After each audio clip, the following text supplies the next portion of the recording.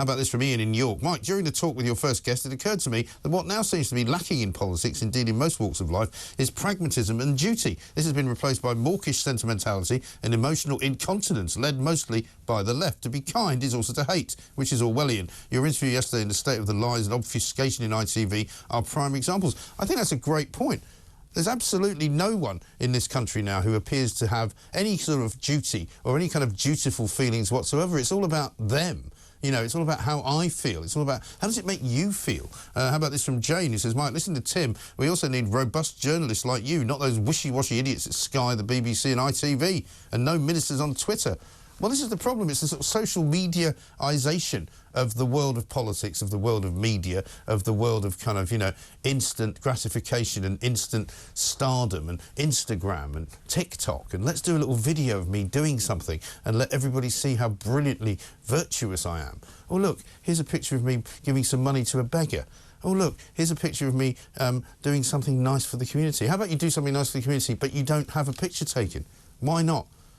Because what's going on today, day 2 of this week in the ITV world of woke, is that basically they're all at each other's throats. Martin Frizzell, who is supposedly the editor of the programme, is being criticised once again over Q-Gate. You might remember this all began, the whole kind of tarnishing of the image of Holly and Phil was when they were seen walking through Westminster Hall looking at the coffin which contained the Queen's body after she died, of course, up in Scotland. And there they were, having jumped the queue that ordinary people were spending hours and hours and hours in just for the privilege of walking past that very same coffin. There they were in a privileged position. It turns out, according to The Sun this morning, that basically Phillip Schofield emailed Martin Frizzell to say there might be a sort of viewer backlash if they did this.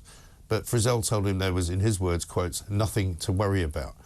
We also learned yesterday that Kevin Ligo, who is one of the heads of TV at ITV, had suggested to Phillip Schofield maybe he should take some time off and let the dust settle, whereas Phillip Schofield basically said, I'm not doing that, you're going to have to fire me, or you're going to have to suspend me. And obviously things took a turn for the worse later on, because Phillip Schofield ended up admitting that he had lied. Not only lied to Kevin Ligo, but presumably lied to everybody else at ITV, including Paul Moore, the head of corporate communications, Kevin Ligo, Emma Gormley, the head of daytime TV, Martin Frizzell, the editor, Carolyn McCall, of course, who's the chief operating officer, the CEO. And basically he lied to his lawyers, he lied to the Daily Mail, he lied to his agent, lied to his family.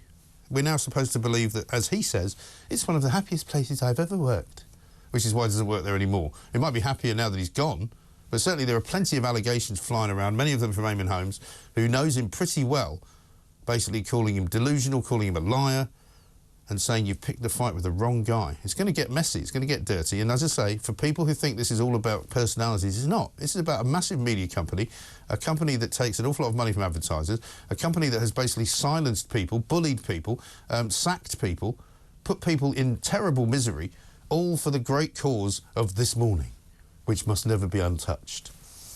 It's a shambles, and they've all got to go. They just have to. You know, otherwise ITV is a laughingstock. It has no credibility.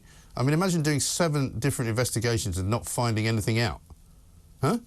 I mean, they're making the BBC look very, very professional broadcasters at this point. But we'll bring you more on ITV as it happens.